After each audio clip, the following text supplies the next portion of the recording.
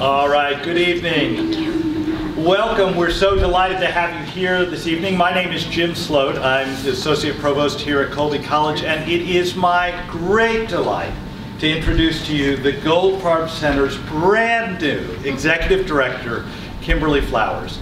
Kimberly, we have been so excited to see you come to campus. We went through this past year a national search, and we interviewed all manner of incredibly talented people, and Kimberly Flowers rose above them all and dazzled us with the potential that she can bring based on an extensive experience in issues of public policy. I'm not going to tell you everything that Kimberly has done because you want to hear her and not me, but I do want to highlight just a couple of things that you might find to be interesting by way of context for this evening. So Kimberly is a liberal arts graduate from William Jewell College in Kansas City, outside of Kansas City. And she began with the Peace Corps and spent years then working in across the globe. Some of the roles that she has had has involved working with the U.S. Agency for International Development in both Ethiopia and Jamaica.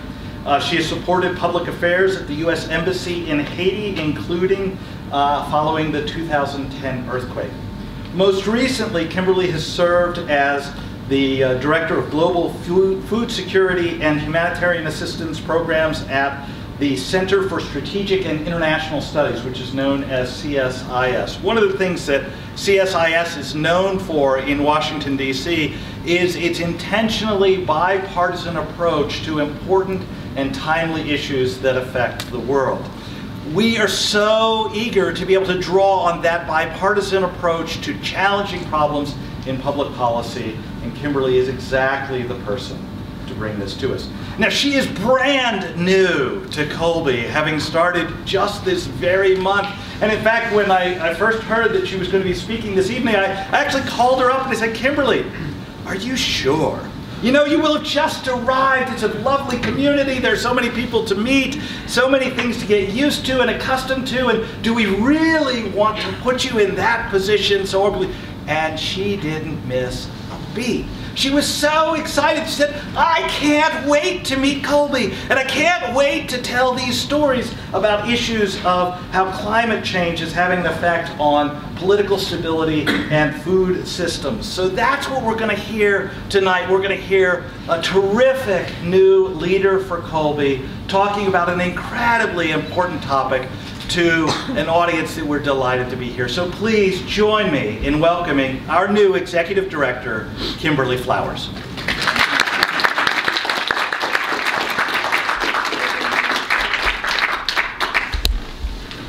What a warm welcome. You can see how Jim's energy is quite infectious and how it also drew me in.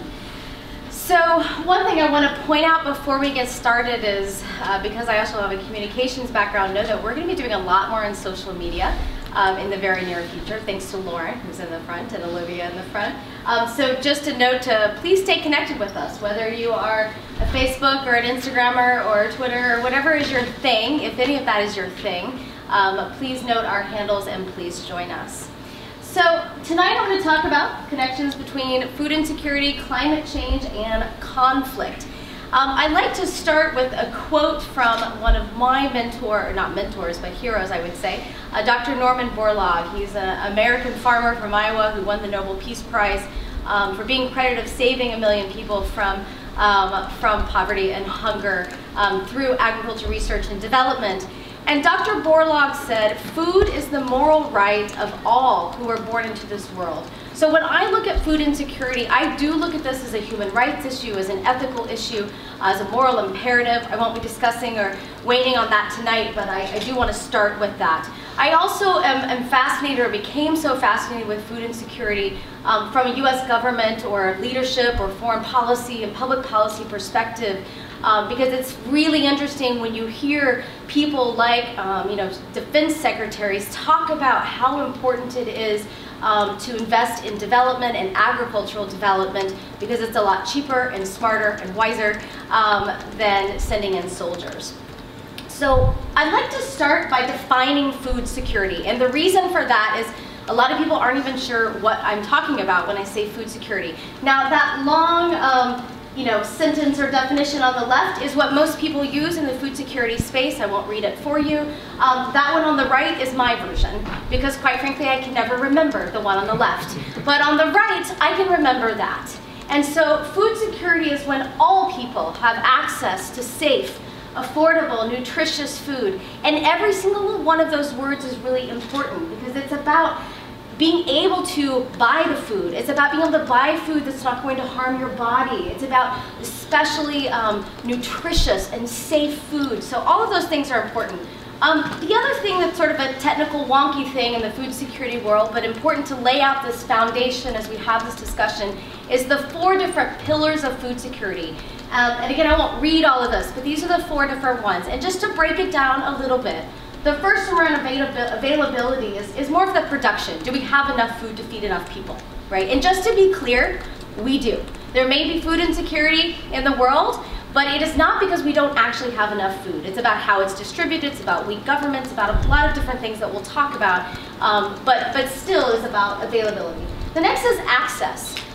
In the domestic discussions on food insecurity, a lot of this is around food deserts, right? So whether you're talking about marginalized populations from where I just came in Washington, D.C., and the southern part of the city, where they don't have access to nutritious food. That can be one element. Or you could be talking about, say, northeast Nigeria, where an insurgent group or a government group or warring factors have ostracized or cut off a community as a war tactic. So that could also have to do with access.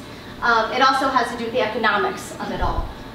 Utilization, kind of a weird fancy word. I would probably have chosen a different one if I was the creator of these pillars. But what's important there is talking about the needs of the body. So that's about nutrition. How are you utilizing the food in your system?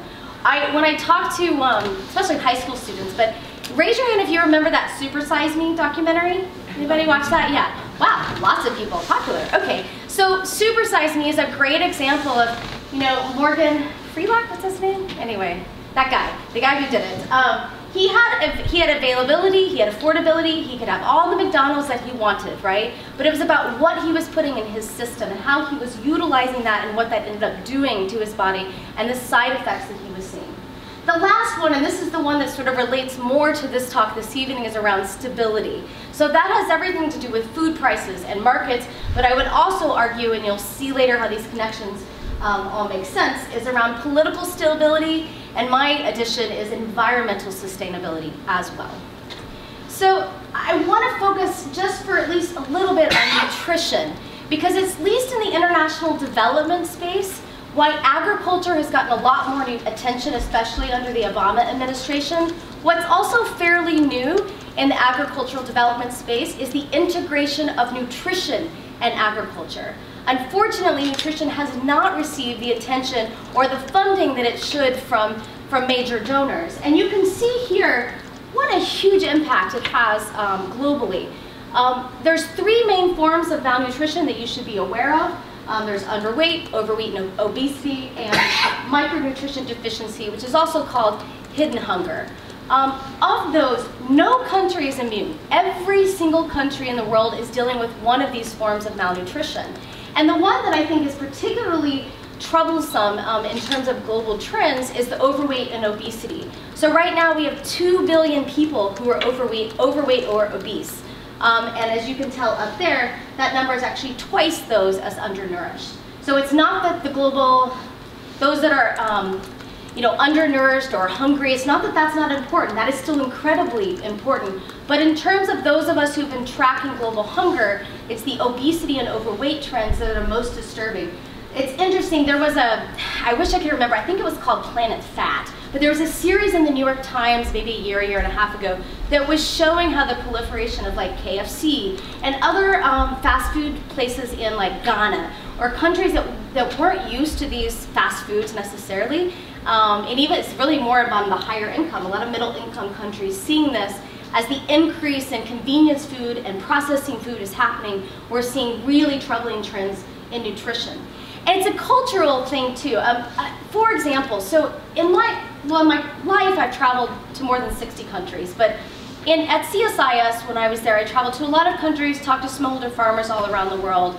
And just for an example, I'd be in Guatemala, and I would ask a family, as they get increased income from better production of their crops, what are they doing with that money? Well, a lot of times it's healthcare, it's putting kids in school, but also it's going down to the mom and pop shop at the end of the street and buying Coke and crisps. Why? Because it's a status symbol.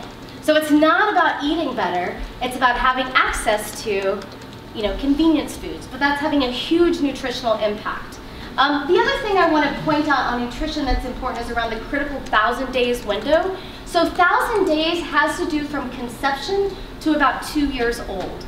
And that window of a child's life, it is imperative that they have the right vitamins, nutrients, because if they do not, there is irreversible cognitive damage that can happen.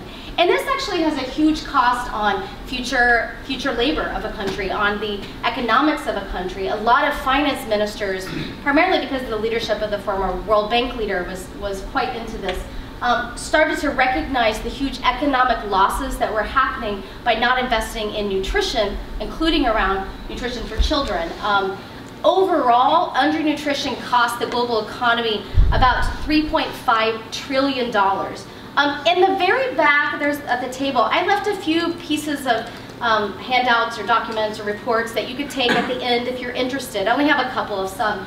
But my team produced this nutrition primer about a year ago. Nutrition is super interesting to you. Grab it. There's 1 or 2 copies. This was predominantly written for congressional staff who don't know a lot about this. And there's a lot of really just interesting short statistics that may interest you.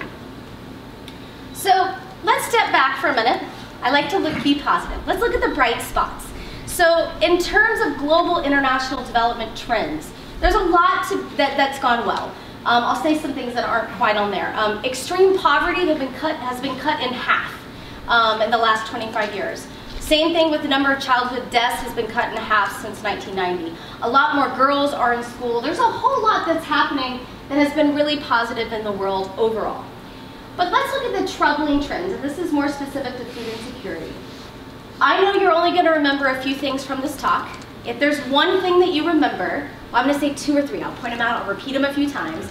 But one that I really want you to remember is, sadly, that food insecurity or global hunger trends have been on the rise for about the last 3 years. What's important about this is after a decade of progress. So we had this decade where the number of hungry people was going down, down, down. We're all really proud of ourselves. Look at the success. And what's been happening? The reverse. And why? Climate change and conflict, which is what we'll get into more. I've already talked about overweight and obesity, but I wanted to point that out again. I also want to make sure that we mention that because of, I would say, climate change and conflict in these troubling trends, I do not believe that we're going to meet the Sustainable Development Goal, particularly number 2. Number 2 of the goal is to eliminate or end hunger. Ambitious, I like ambitious, but never going to happen because you would have to eliminate war to eliminate hunger, in my opinion. But goal number 2 is to end hunger, achieve food security, and improve nutrition, and to support sustainable agriculture. And I can assure you, unfortunately, we are not on that track right now. So when I talked about the number of people rising, this is a good simple graph if you're a visual learner like me, so you can see how there was that downward trend of progress, and now it is going the opposite direction. A few things you can keep in mind right now, depending on how you feel about statistics and how it's measured, there's about 11% of our population, 1 in 9 are food insecure globally. You see that rise that's happening along with the same rise that we're seeing in terms of more conflicts, in terms of forced displacement, as well as that the frequency and severity of climate change extreme events. Where all this is impacting, we'll talk about this a bit more, but in terms of just broad food insecurity and global hunger, Africa remains the continent with the highest prevalence of undernourishment, affecting about 1/5 of its population. I also can't help but mention, because I still have that agriculture love in me, is that a large percentage of the food produced in the world is not the big industrial commercial farms that we may see here in America, but it's produced by smallholder farmers. And a majority of those farmers are women. Now that depends the geography where you're at, Latin America. Central America, not as much, but definitely throughout sub-Saharan Africa, majority are women. And they typically rely on rain. And unfortunately, and I feel like it's just such a sad paradox, it's subsistence farmers who represent half of the world's hungry. Wait, I said that wrong. Over half of the world's hungry people are subsistence farmers, which just feels, well, wrong. So, repeating some of this, but what are the big threats to food security? Well, climate change, conflict, economic shocks. Some other challenges that are important to think about, and I'll just briefly touch on some of these. The first one is weaponization. So this is about food being used as a weapon of war. That is not new. This has happened for a very long time. And I want to be very clear that famine is man-made. There is no famine that is just created. And I will also say it has never been woman-made. Famine is man-made. And the weaponization can be everything from using food as a recruitment tool for insurgent groups for young men. It can be warring factors, I mentioned this earlier, but like secluding a community or blocking aid.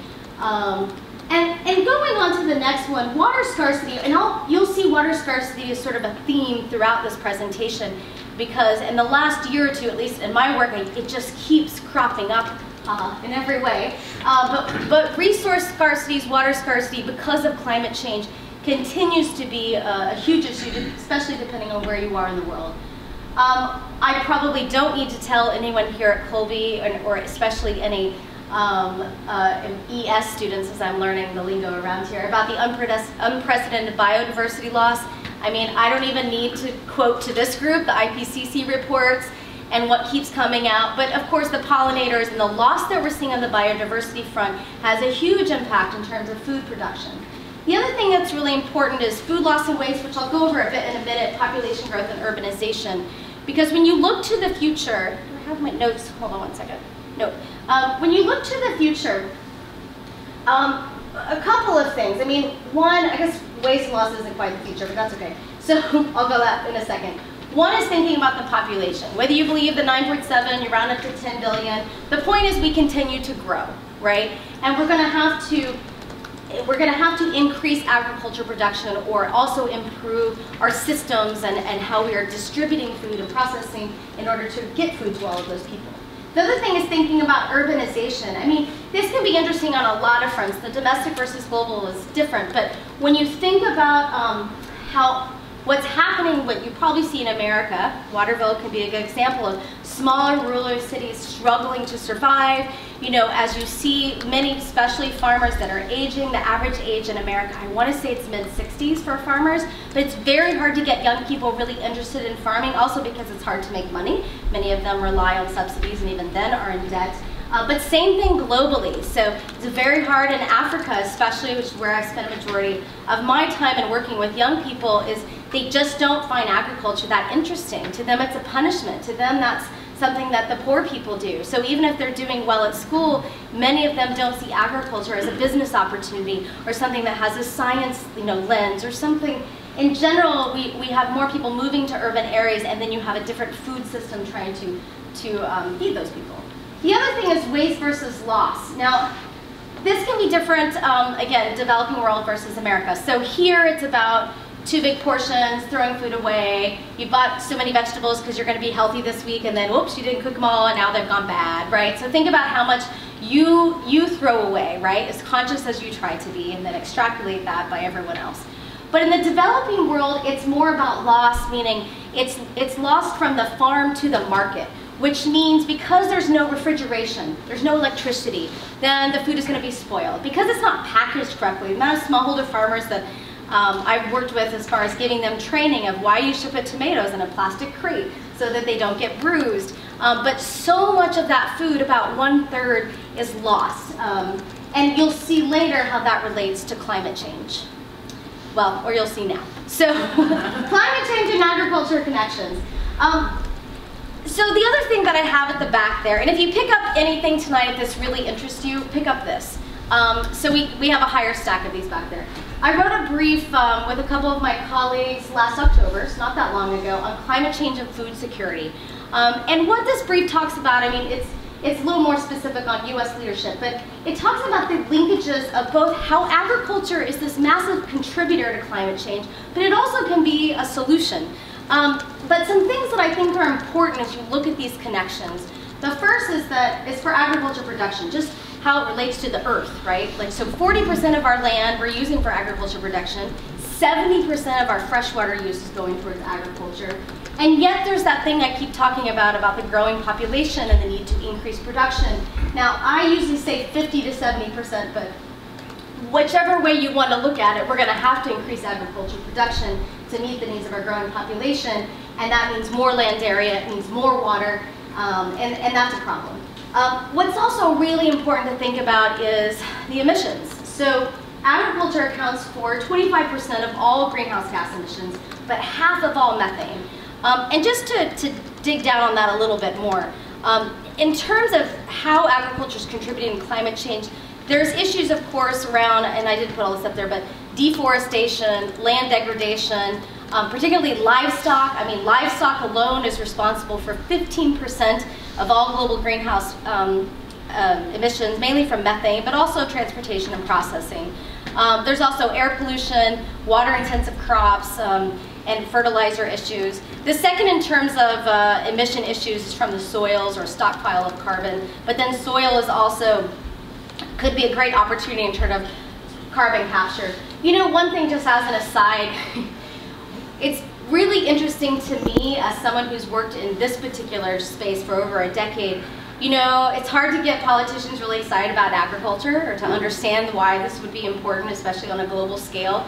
I literally, like, my jaw dropped when I saw, like, the CNN town hall, I think it was last, maybe September, just on climate change. And to see people like Senator Cory Booker and so many others talk about cover crops and talk about things that I never thought I would hear presidential candidates care about. But because climate change has really risen to the top of our political discourse, you do see politicians start to understand, and from a policy angle, of how all of this is certainly connected. A couple of points on this. I'm just going to glance at my notes and see what else. I mean, I definitely want to hammer home the point that this could be arguable, but to me, agriculture is more vulnerable to climate change than any other sector. And of course, and unfortunately, those that are suffering the most from the climate change impact are those that have the least, right? It's those smallholder farmers in the developing world that are suffering the most from all this, and we'll go into more about how it's impacting them. So when I talk to smallholder farmers, and it doesn't matter which country, but many of them rely on rain, and they all love to tell me when I say, what's your greatest problem? Like, what are you worried about the most? They all say, climate change is real. Like, we depend on rain, and we don't know when the rains are coming. So a lot around climate change for smallholder farmers and food production is really about rainfall variability. So I guess I'm starting in the second bullet, but it's either too much or too little water. So droughts are lasting longer. I mean, I don't need to tell you all the climate change impact. You know all of that, and I'm also far from a climate change expert. But I can tell you I have a lot of experience talking to smallholder farmers around the world who say over and over, the rains are changing. They can't plan, you know, when to plant. They don't, you know, their entire crop can be removed because of whether it's drought or other things. Another interesting story relates to the first one. So the increasing temperatures and pests and diseases, it's like it's creating like literally a hotbed for pests and diseases to proliferate more when you have increasing temperatures. I was in Bangladesh doing field research. I think it was the fall of 2016 or something. And I was out looking at wheat farmers, and it was a US funded program of encouraging farmers to move from one crop to a wheat crop instead. And here are these farmers where they invested their savings in these wheat crops. And what happened was, for the first time in that nation's history, there was suddenly a wheat fungus, wheat blast is what it was called. Had never been in the country before. They don't even know how it got there. After much research, they think somehow it came from Brazil. But the point is of course, pests and diseases, just like pandemics right now, don't respect borders. There's no borders holding them. You see countries, especially like Bangladesh, that are incredibly environmentally vulnerable, how pests and diseases are having a huge impact. And the other thing I'll say on this, and it actually also relates to water scarcity, is this is when things like, I don't always love bringing up GMOs because it's so controversial, but I'll just say this. In the agriculture development food security space, we talk a lot about inputs. And when we say inputs, we're talking about better seeds, right? Seeds are really important to a farmer. And the type of seed and the quality of seed is important. Now, you can have a higher quality seed that doesn't have to be GMO. It can be a hybrid. It can be a, CRISPR, if you know about that technology. There's a lot of technologies out there that aren't GMO, but that really provide better seed technology. And we have to have that. The reason we have to have that is because we are long gone on this climate change stuff. We're not stopping it. This is about adapting and mitigating at this point. And so we need seeds for farmers that can better withstand drought, that can better withstand floods, that can better respond to pests and diseases. And that's why that ag research and development investments are so important. There's also some interesting studies that are fairly new, talking about how climate change is affecting the nutritional quality of staple crops. And in fact, these shift in nutritional qualities, it could cause 175 million more people in the world to have zinc deficiency. It could cause over 120 million to experience protein deficiency. So it is going to come to affect our nutrition as well. And then, of course, resource scarcity. I have to say, this was kind of new to me. When, of course, I started looking up, I realized how common it was. But I was in Nigeria about a year and a half ago doing research. And what's really interesting there is you see herders, so pastoralists who are moving constantly with their cattle, they are following the water. They are following the water wells. Well, the water is changing. The water is drying up. So as they're moving into new areas and unfamiliar areas, their cattle are destroying farmland. And the farmers are not happy about it. And they're so not happy about it, they're going to kill you. And so what you're seeing is violent conflict between herders and farmers that essentially comes down to resource scarcity and water issues. So the other thing I want to bring up is migration. I could give a whole speech on this, so I won't. But I do want to say that another area of the world, I'll just bring up Guatemala. In Guatemala, 77% of the rural families in Guatemala are poor, and almost all of them depend on agriculture for a living. Their droughts that last a few weeks last months. Their harvests are shortened. Grain and vegetable harvest that used to feed a family for a year is now down to 5 months. And so what do farmers do? They abandon their lands. They go in search of new economic opportunities. So when farmers go to a new city and there's no jobs, there's no economic opportunities, then they need to go elsewhere. And you are seeing a drive in migration, particularly from Central America, because of droughts that are pushing farmers to change where they live. I think that's all I'll say in that. We can go into more of that in the question and answer if we have time. A couple of other key points around climate change. For every 1 Celsius increase in mean temperature, we are seeing a 10% drop in crop yields. This again mostly has to do with staple crops. Also natural disasters, I probably do not need to tell you how that can destroy yields, but we've seen that double in frequency over the last 25 years. I'm just repeating what I say on the slide, so I'll stop doing that. But the point is that, like I said earlier, this is affecting those that have the least. So you see that the percentage of people who are the most hungry are unfortunately also living in places that are most prone to natural disasters, environmental degradation, and I would also add deadly conflict. So let's talk about conflict for a minute. So what are some of the connections between food insecurity and conflict? So I told you earlier, if you're going to remember a few things tonight, I want you to remember, I'm going to call someone out. Andrew, you've been taking notes. Yeah. What was the thing earlier that I said I really want you to remember?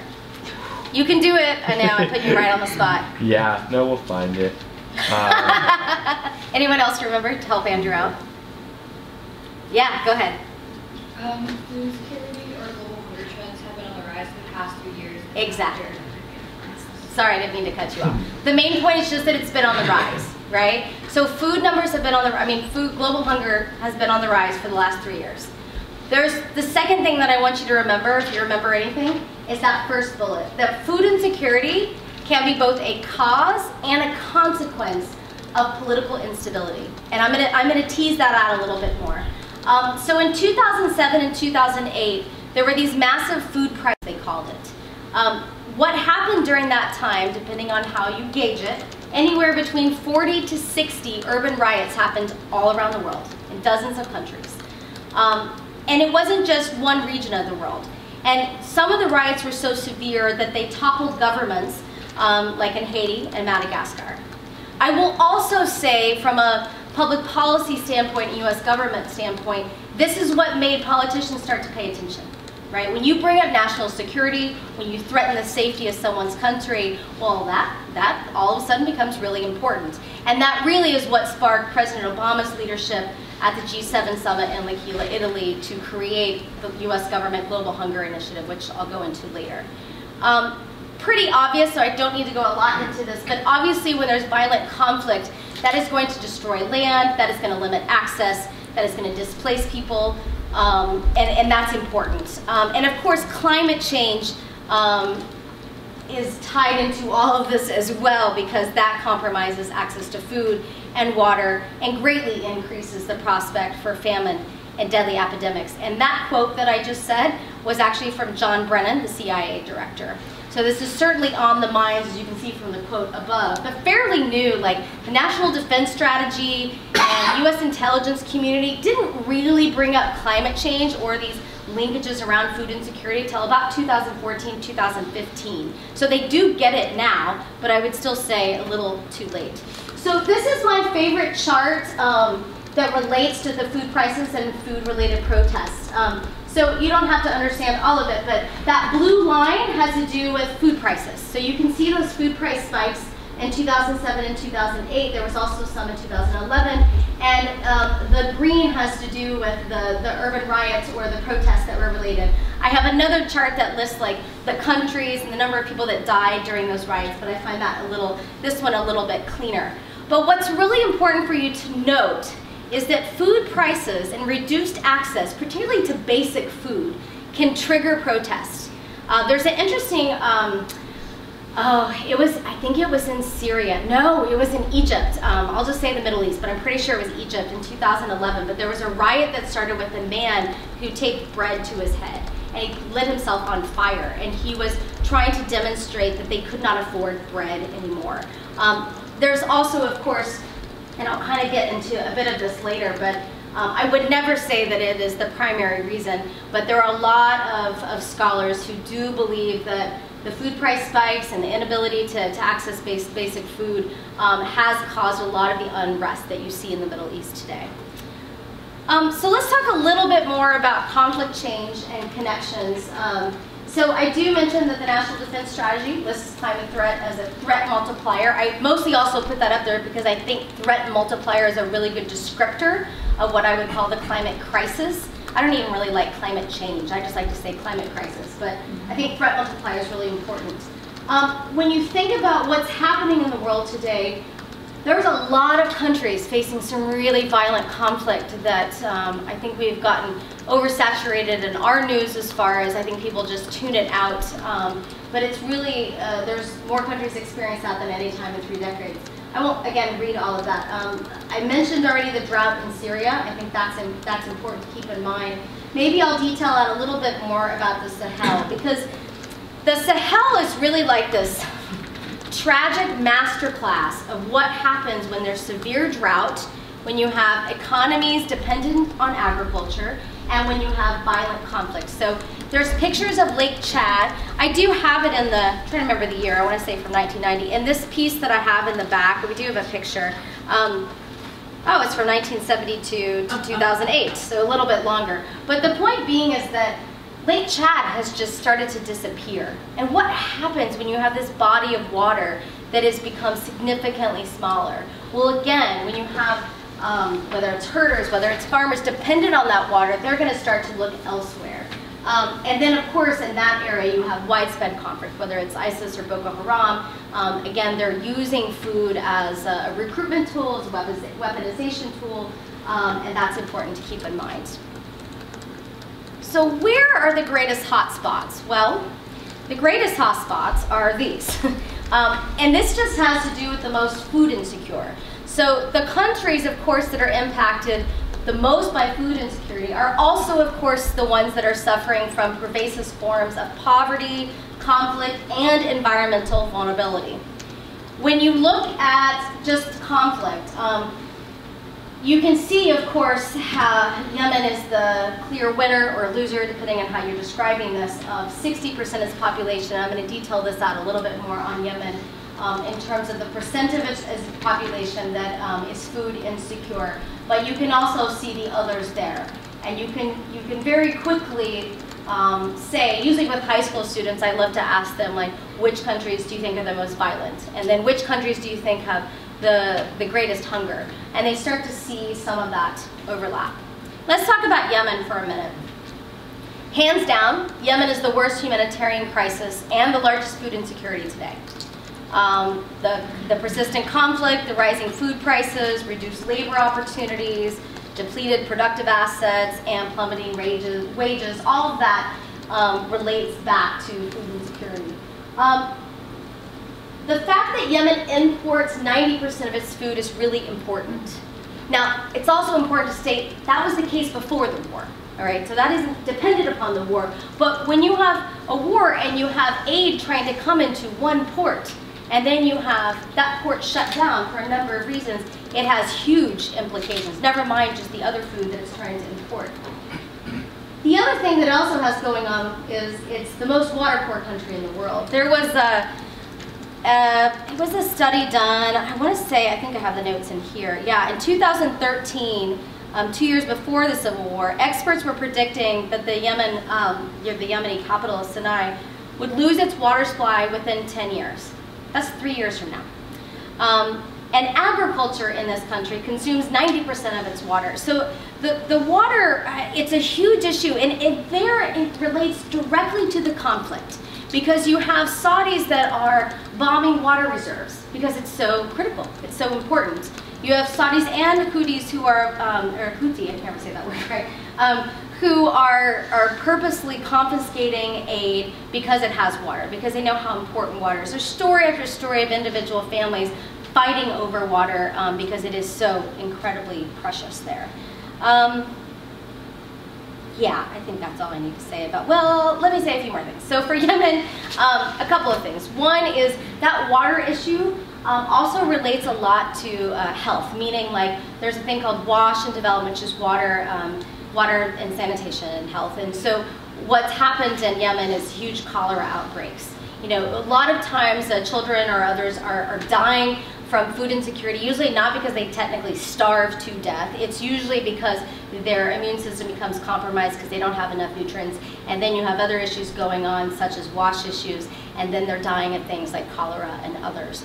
The other thing I want to bring up is famine. So I don't need to go into a lot of depths on this, but if you really are really interested in famine, let me know. I'll talk to you a lot about it. But there's a system called the Famine Early it's called FuseNet, Famine Early Warning Systems Network. It's something the U.S. government funds. There's 4 different agencies engaged, and it tracks weather patterns, it tracks the socioeconomic issues, the conflicts, to really better understand and predict the food insecurities in the world. But when it comes to that F word, famine, there has to be very specific criteria that's measured and met for a place to say famine has been declared.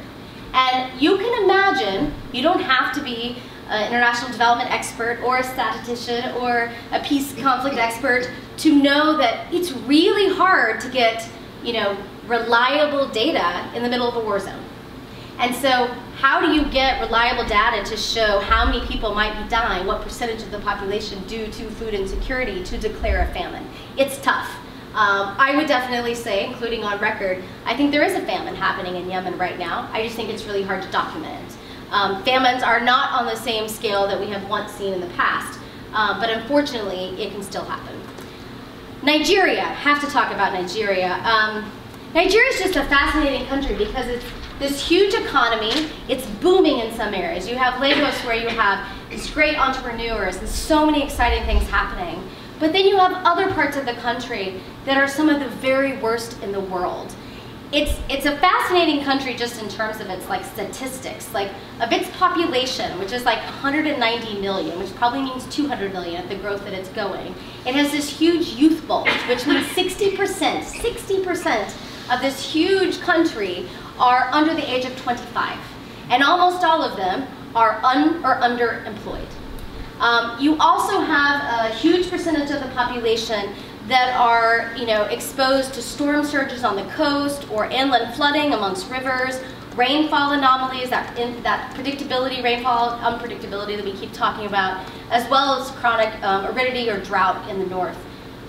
In the northeast, of course, that's where you have the deadly conflict and violence happening by Boko Haram. And Boko Haram is notorious for using food to recruit people. So I just want you to imagine for a minute that you're a 13-year-old boy, your father has been killed, you are sort of the man that's of the house trying to support, your mother and your 8 other younger siblings, and you're all starving and you're struggling every day. And somebody comes to you and says, I will give you and your family all the food that you need if you join us. I would be totally tempted, right? To save me, to save my family. And that's happening all the time.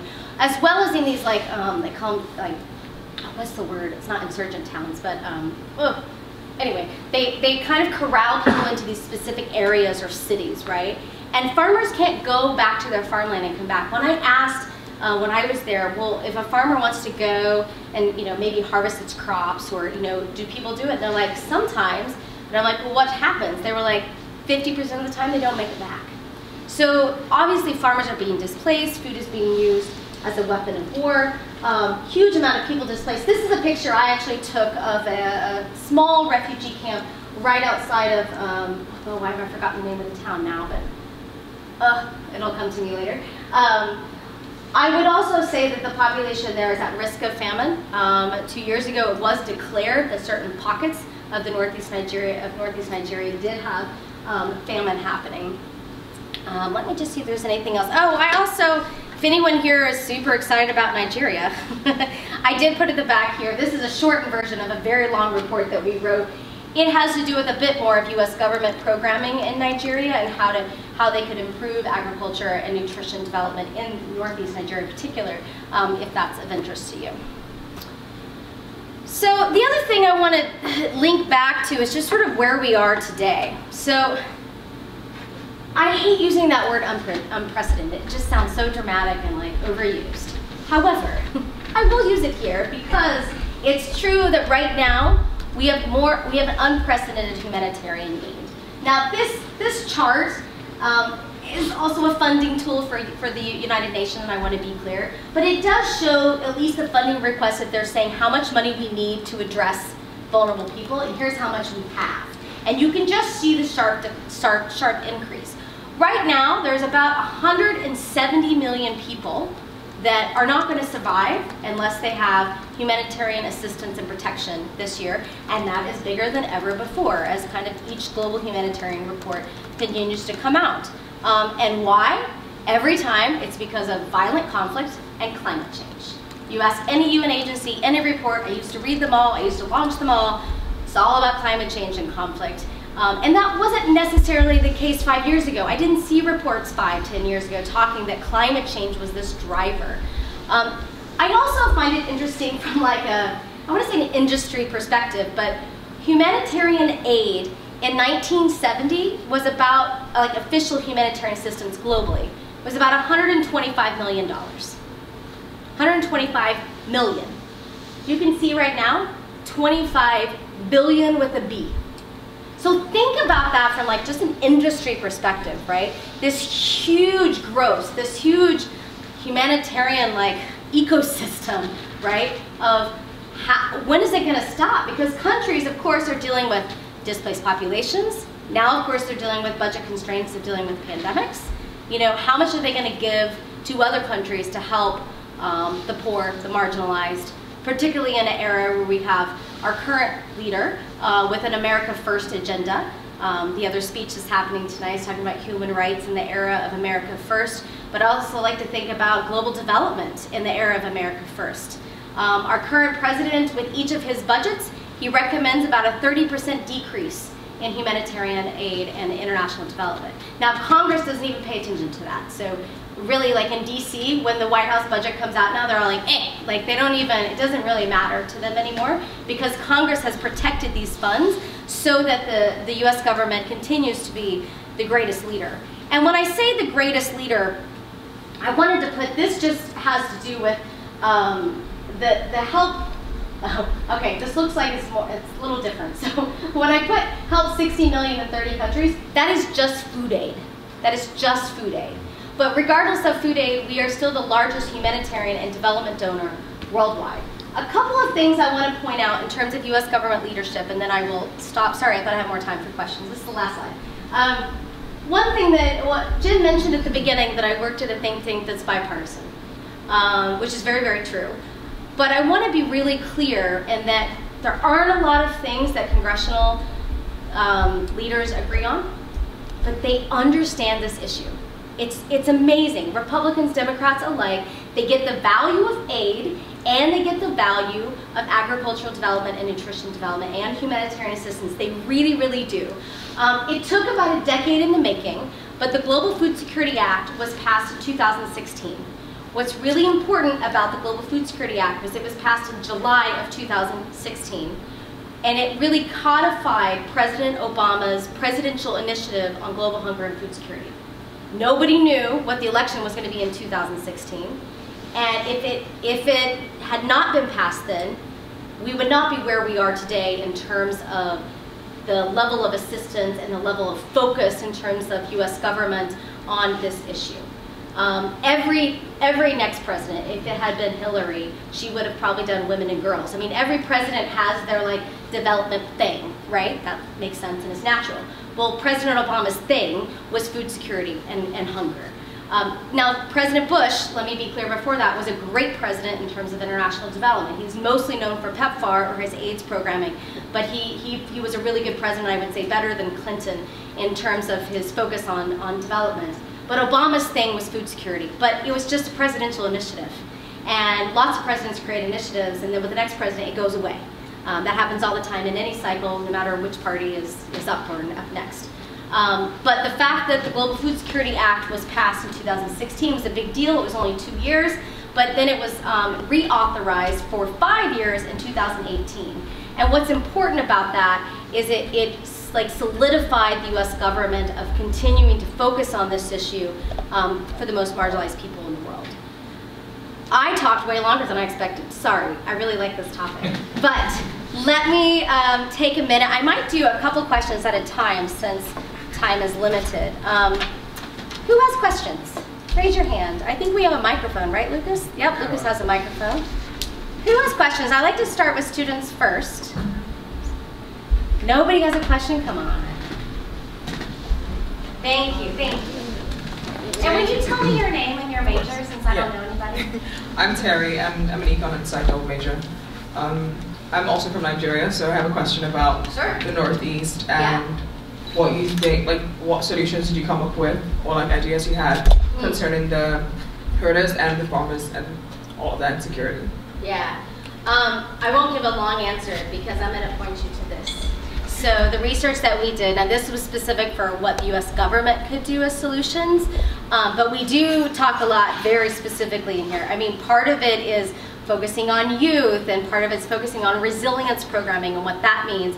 But honestly, it's a long answer. So grab this. If you're really interested, I can give you the big long report, which I have in my office, or let's just chat more. Because as you well know, Nigeria is complicated. And trying to do development program, traditional development programming, not just humanitarian assistance, in a really fragile area is something that the US government has not done a lot of, and it is quite complex. Other questions? Wow, okay. How about community members or staff? Go ahead. Hi, Kimberly. This is Bill Layton. I work in government and foundation relations at Colby. Oh, cool. And welcome to Colby. Thank you. I had the pleasure of having a coffee with your husband just yesterday. He's terrific too. So my question is, can you point me and others in the direction of hotspots around the globe with respect to innovation in the agricultural sector. Oh, yeah. So technology innovation or process method innovation around agriculture to try to get at that point you made concerning production. Sure. Yeah. Thank you. Yeah, lots of things to say on that, but I'll just say briefly, and Gail and I need to touch base on this, but it has to do with what's happening with COVID-19 and everything. But I will point out that my former team and colleagues at CSI has just released and produced a 3-country docuseries on how climate change is affecting smallholder farmers in Kenya, Kenya, El Salvador, and Nepal. And they specifically were trying to look at climate-based, like nature-based sort of innovative solutions and what farmers are doing there, not just the impact, but some of the solutions. There's a lot of innovation that's happening out there. In between my time at the US government and CSIs, I worked for 5 years at an international development company that specifically worked on how to lift smallholder farmers out of poverty through agricultural solutions. And they had an entire program called Partnering for Innovation. And the entire thing was both seeking out what are the greatest innovations out there, how do we help these small businesses, how do we fund them. And I could tell you some of my favorites, and that could be a lengthy conversation, but I'll just mention one or two. Because I talked a lot about water scarcity, one of the best and not that expensive innovations is drip irrigation. And so drip irrigation is just like a rubber tube attached to a water tank, and it's run down the crop line, and it has little holes. You can put your fertilizer in it, but it has the water running through. So it's getting the water and the nutrients right to the source.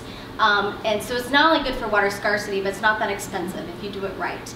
And having small local production called drip irrigation in a box, which sounds so simple, but if you can have agro dealers, which is how all these smallholder farmers are getting their supplies at the local level, that have these in their shop, they can explain to the farmers of here's how you use it, it's not that expensive, you do have to keep it up, but it's little things like that that I think are much more promising than the super fancy CRISPR GMO stuff, which is also still important, but are expensive and long and complicated and controversial. But there's a lot of really simple stuff. One of my other favorite things I've ever seen is, it's called the, not the cool box, the cooler, oh, why can't I think of it? It'll come to me. But it was in Tanzania, and it was a little house made out of chicken wire and charcoal. So local stuff that wasn't that expensive, but they could put their crops inside it to keep it cool. And as simple and as easy as that might sound, they couldn't afford refrigeration or electricity, but they were able to keep their crops cool, so there was much less that they were losing. Those small things, as long as they're locally produced and they're cheap, go a lot farther. Now there's much bigger innovation when it comes to drone technology, when it comes to a lot of the, another cool one is Hello Tractor. Does anybody, probably no one's heard of that, okay. Oh, well, my husband has, okay. So Hello Tractor is like an app in Nigeria.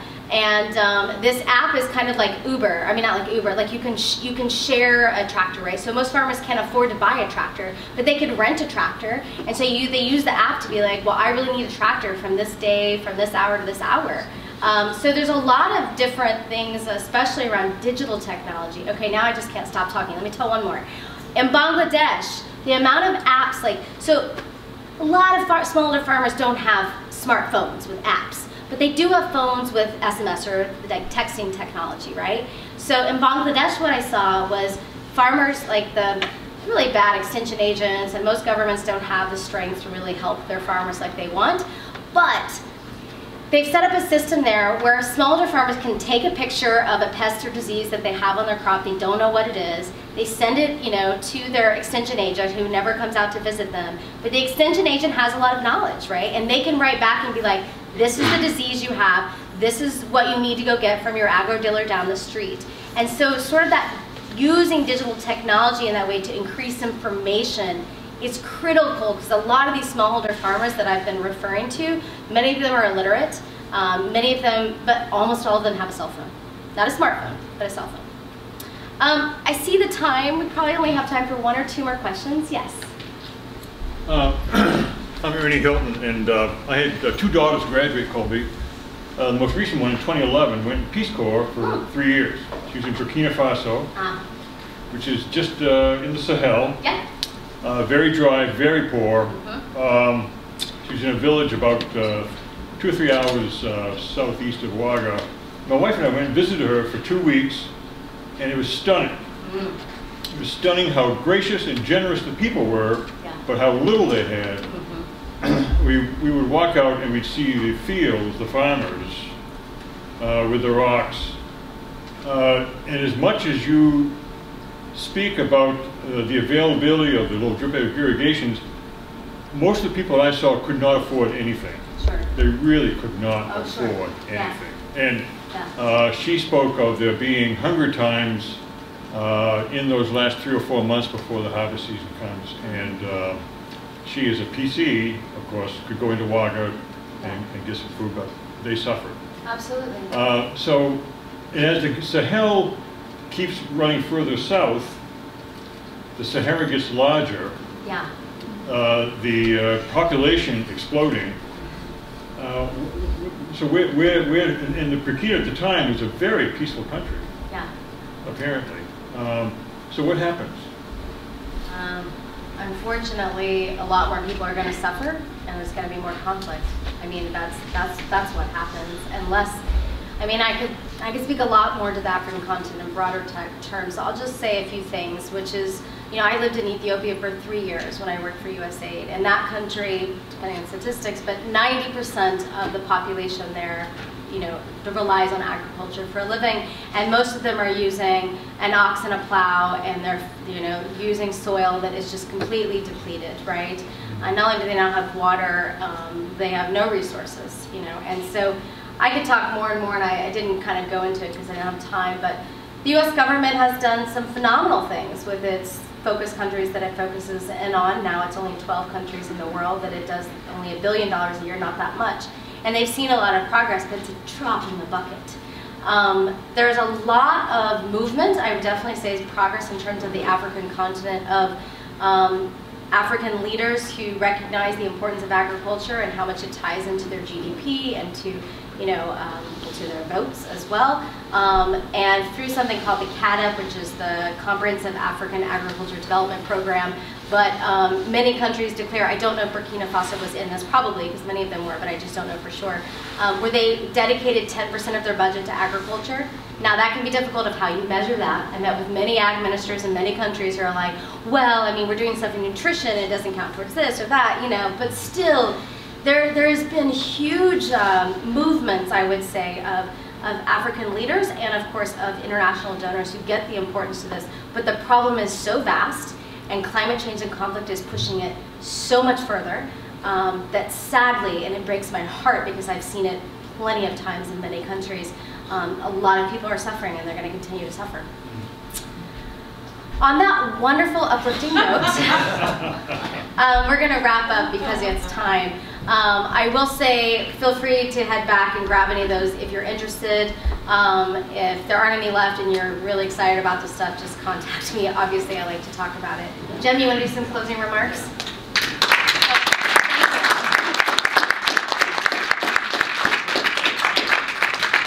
Thank you, Kimberly. You've certainly given us a lot to think about and chat over. And we actually have some refreshments available to facilitate our time to talk. Kimberly is, you can tell, shy, doesn't like people, but she's promised to be very, very gracious tonight. So grab yourself a little refreshment and have some conversation with Kimberly and welcome her to Colby. So thank you all for coming. Enjoy your evening.